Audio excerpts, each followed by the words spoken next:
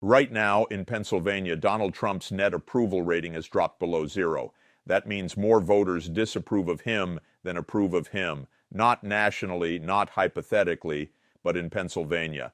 And that matters because Pennsylvania is not just any battleground state. It is the state that has time and again absorbed Trump's political damage.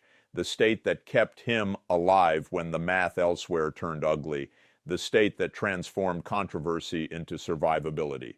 For years, Pennsylvania functioned like political shock absorbers, taking the impact so Trump didn't have to. But here's the thing about approval ratings. They don't reverse overnight. They erode slowly, quietly, and often long before campaigns are willing to admit that something fundamental has changed. This is not the story of a single poll or one bad headline. This is the story of a system signaling overload. And when Pennsylvania begins sending that signal, the entire political map has to be reconsidered, because when the firewall weakens, the fire doesn't stay in one place. 7:18 a.m. in Harrisburg, an internal briefing was circulated among Pennsylvania GOP strategists, not a campaign document, not a messaging memo, but a raw data sheet, the kind of spreadsheet no one wants to be the first to forward, but everyone reads very slowly, very carefully. The first line said everything. Donald Trump's net approval rating in Pennsylvania is negative, not borderline, not within the margin of error, negative. In the state Trump needs more than any other. By 9:05, the data no longer stayed with the analysts. It moved to the elected officials, county chairs, state legislators, and most importantly, major donors, the people who usually don't ask why, only how much. This time the question was unmistakable. Are we still tying our fate to this? By 11:40, the first public crack appeared. In separate interviews, multiple Republican officials began repeating the same phrase, almost as if rehearsed. We're focused on Pennsylvania, not personalities. That is the language of a party trying to step back without triggering a war. And by 2:15 p.m., the most telling moment arrived. Democrats in the state, Governor Josh Shapiro, Lieutenant Governor Austin Davis, reacted not like people who had just gained an advantage, but like observers watching their opponents finally recognize their own structural reality, because this wasn't happening in a vacuum. Nationally, Trump is sinking in states that once protected him. Georgia, 18.6%, Maine, 18.4%, Texas, 17.2%. A recent special election saw a Democratic candidate overperform by plus 131 points against a MAGA Republican backed by Trump. And now it's Pennsylvania. This is the moment things turn. Not because Trump suddenly weakened rhetorically, but because his party began recalculating the cost. The armor that once protected Trump in Pennsylvania is no longer steel, it's paper. And once a party realizes that, it doesn't need to attack, it just needs to let go. By 2:32 p.m., the numbers coming out of Pennsylvania were no longer just bad in the way campaigns usually complain about. They were operationally bad, the kind of bad that forces even political actors who are very good at pretending nothing is wrong to change their behavior. Because in Pennsylvania, net approval is not a feeling, it's not energy, it's not a media narrative, it is a risk indicator. And when that indicator drops below zero, it doesn't simply mean voters are irritated, it means the coalition is beginning to fracture at its most fragile points. Suburban Republicans who tolerated Trump but never trusted him, soft independents who are exhausted, and union households that drifted right on cultural issues but never truly embraced the MAGA identity. And here is Donald Trump's structural problem. He does not know how to operate in a state of fracture. Trump operates through domination, through loyalty tests, through a political gravity so strong it bends everyone's posture around him until something breaks. So when Pennsylvania goes underwater for Trump, this stops being a polling story.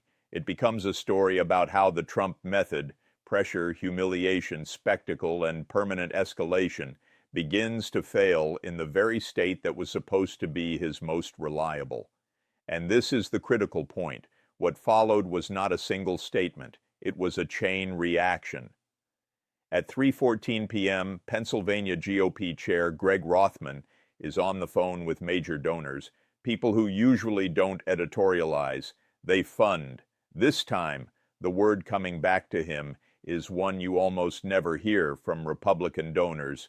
We need distance, not adjust the messaging, not tighten discipline, not wait it out. Distance. And when donors say distance, it means the checkbook has already started to close. At 4:03 p.m., House Republican leader Jesse Topper convenes what aides very carefully describe as a leadership check-in. No press, no cameras, just members. According to multiple participants, the message is blunt. Stop answering every question with Trump's name.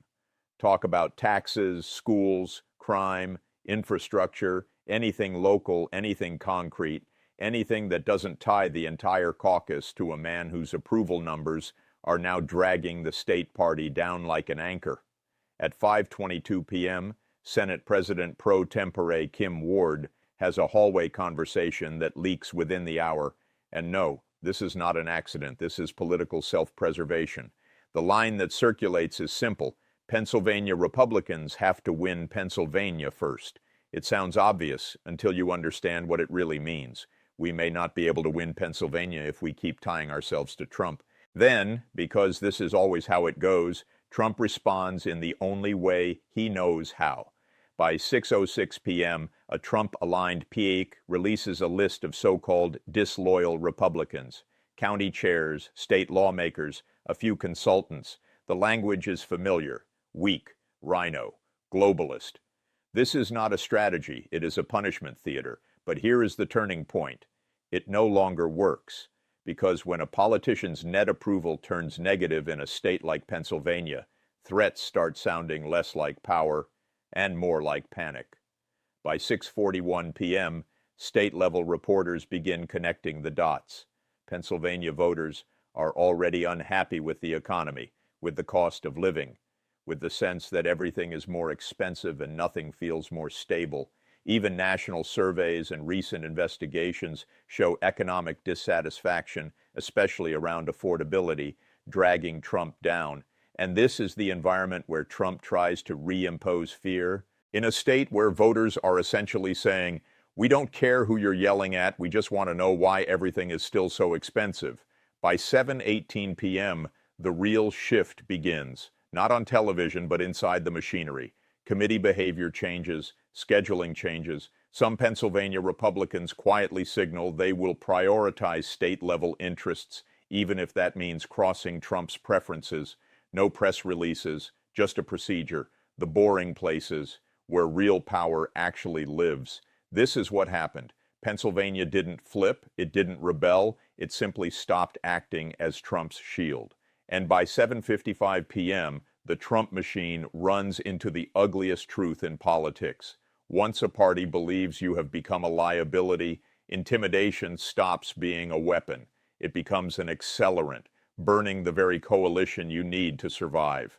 So this is the Lawrence O'Donnell question hanging over all of it. At what point does this stop being politics and become an instinct for survival?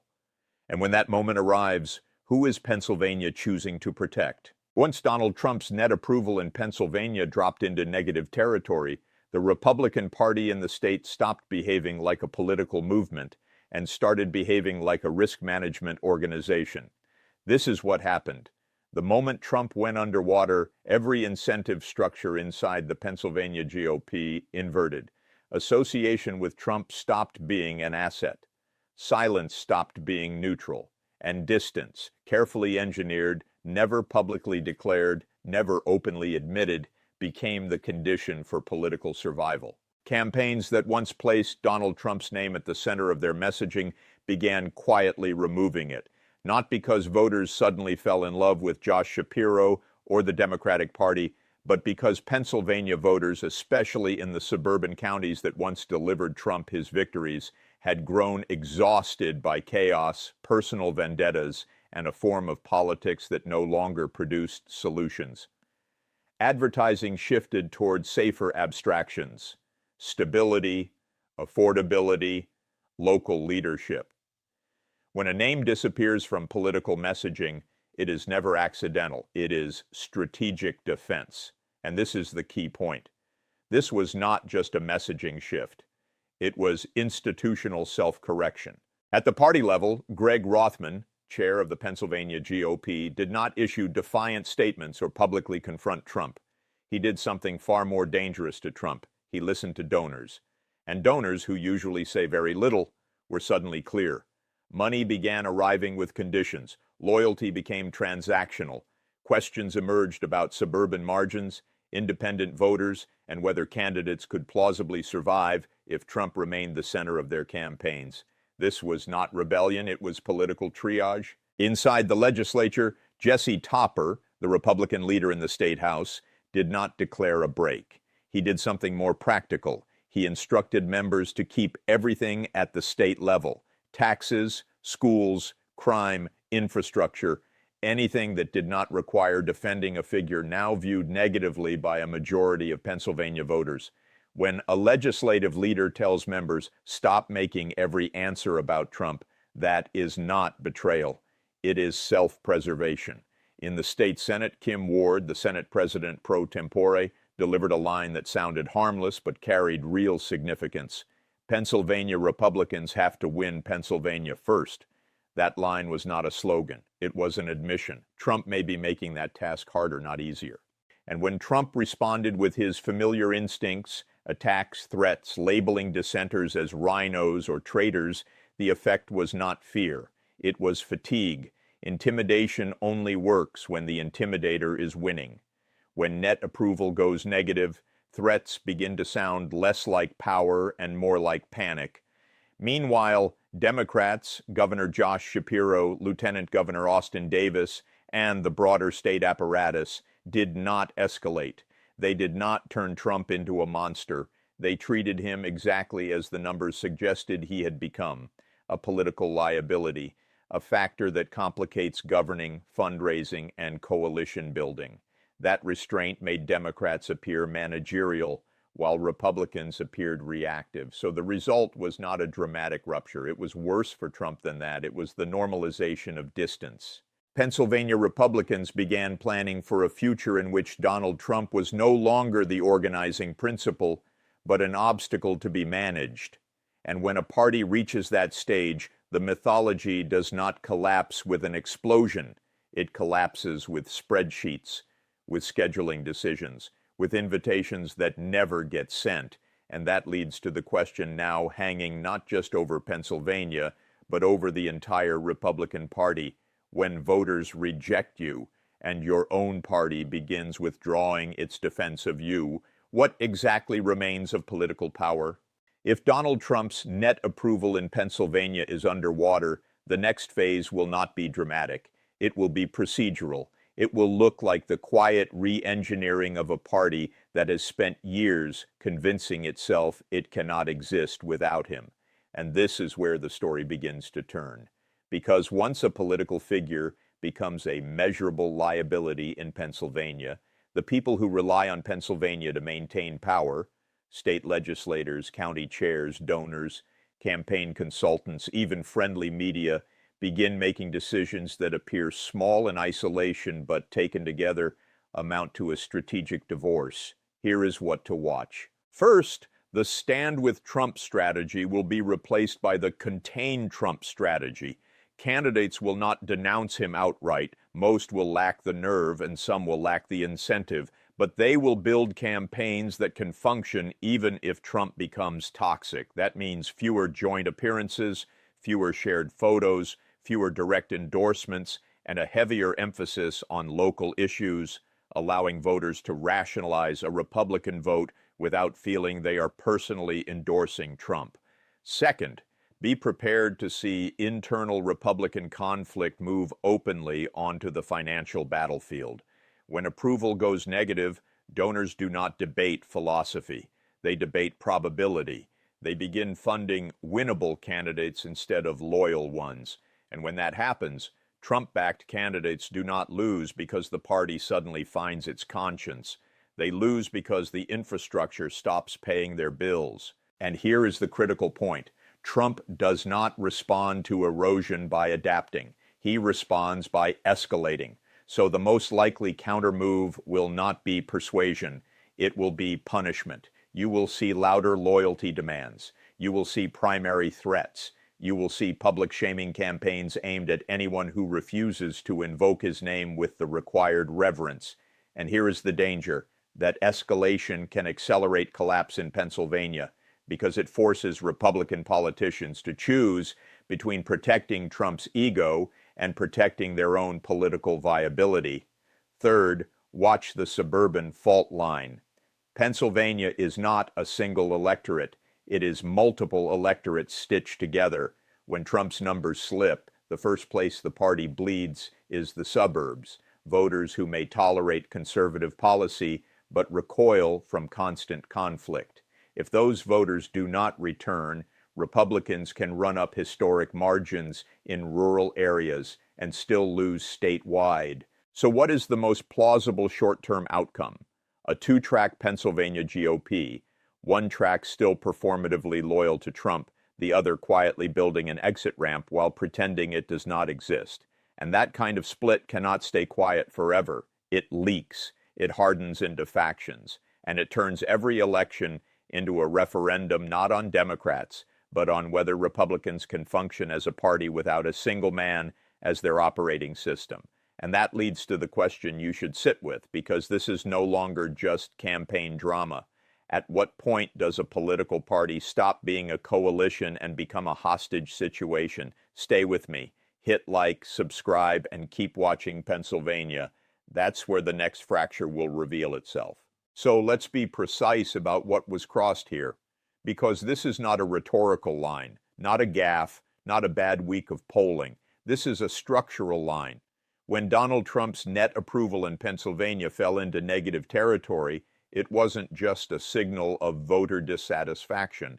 It was the moment his model of power began to show its limits, a model built on intimidation instead of persuasion, grievance instead of coalition, permanent escalation instead of governance. Pennsylvania didn't get angry. It didn't erupt. It didn't take to the streets. It did something far more dangerous to strongman-style politics. It withdrew consent. And when consent is withdrawn, power doesn't collapse all at once. It leaks quietly through small decisions, through adjusted schedules, through invitations that stop being sent. No rally can repair that. This moment cannot be dismissed as a polling blip or a temporary mood swing. Pennsylvania is not a symbolic stage for political theater.